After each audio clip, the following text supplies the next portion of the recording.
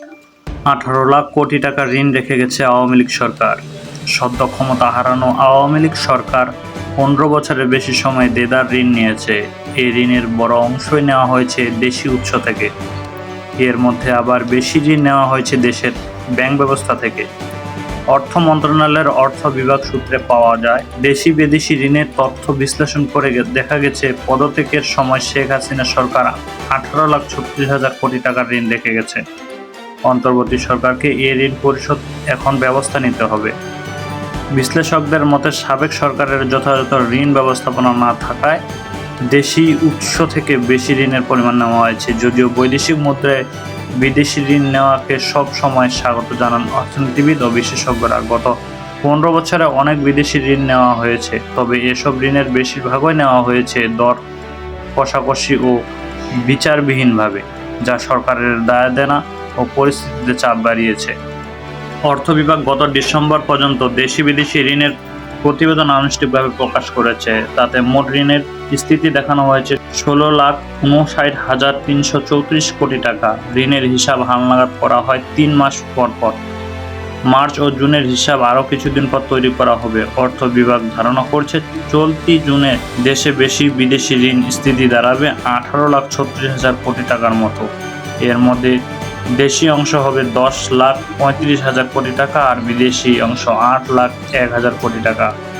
অর্থনৈতিক সম্পর্ক বিভাগের ইআরডি তথ্য অনুযায়ী জুন মাস শেষে বিদেশি ঋণের পরিমাণ ছিল 6,790 কোটি মার্কিন ডলার।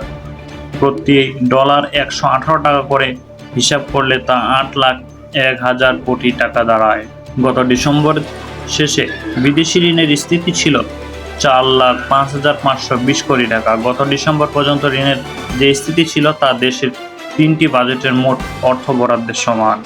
এসব ঋণ সরকারি ও সার্বভৌম নিরাপত্তা প্রাপ্ত ঋণ হিসেবে পরিচিত।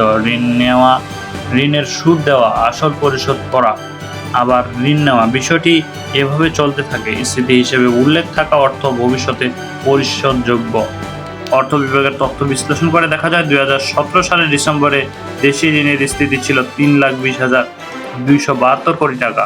ক্ষমতায়ন তখন আওয়ামী লীগই ছিল, কিন্তু 6 বছরের ব্যবধানে এ ঋণ বেড়ে প্রায় 3 গুণ হয়। আওয়ামী লীগ 2009 সালে 6 জানুয়ারি যখন সরকারের দায়িত্ব নেয়, তখন বিদেশি এবং দেশি ঋণের স্থিতি ছিল 2,76,130 কোটি টাকা। ওই সময় দেশি ঋণের চেয়ে বিদেশি ঋণের স্থিতি বেশি ছিল, কিন্তু মাত্রই বিদায় নেওয়া সরকারের শেষ দিকে এসে তা উল্টে যায়। এ সময় অবশ্য মোট দেশজ উৎপাদনের জিডিপি আকারও বাড়ে। বিপুল ঋণ নেওয়ার কারণে আসল ও সুদ পরিশোধের চাপ এখন বর্তমান সরকারের ঘাড়ে। সাম্প্রতিক সময় সুদের হারও বেড়েছে। 2 বছর আগেও সরকারি ট্রেজারি বিল বন্ডের সুদহার ছিল 1 থেকে 6%। বর্তমানে গড় সুদহার 12%। সঞ্চয়পত্র নতুন করে বিক্রি হচ্ছে কম, তবে এর বিপরীতে আগে নেওয়া ঋণের সুদ দিতে হচ্ছে জনগণের করের টাকায়। চলতি 2024-25 অর্থবছরের বাজেটের সুদ পরিশোধ বরাদ্দ রাখা হয়েছে 1,13,500 কোটি টাকা, যার মধ্যে দেশি ঋণের সুদই 93,000 কোটি টাকা। বাজেট ঘাটতি মেটাতে দেশের ভিতর ও বিদেশি উভয় উৎস থেকেই ঋণ নিয়ে থাকে সরকার। বিশেষজ্ঞরা বলেন, বিদেশি ঋণ সস্তা, সুদ গুনতে হয় কম এবং পরিশোধের লম্বা সময় পাওয়া যায়। কিন্তু বিদেশি ঋণ পেতে হলে একদিকে দর কষাকষি করার ক্ষমতা থাকতে হয়, অন্যদিকে মানতে হয় নিয়ম নীতি। সেই তুলনায় দেশি ঋণ চাইলে পাওয়া যায়।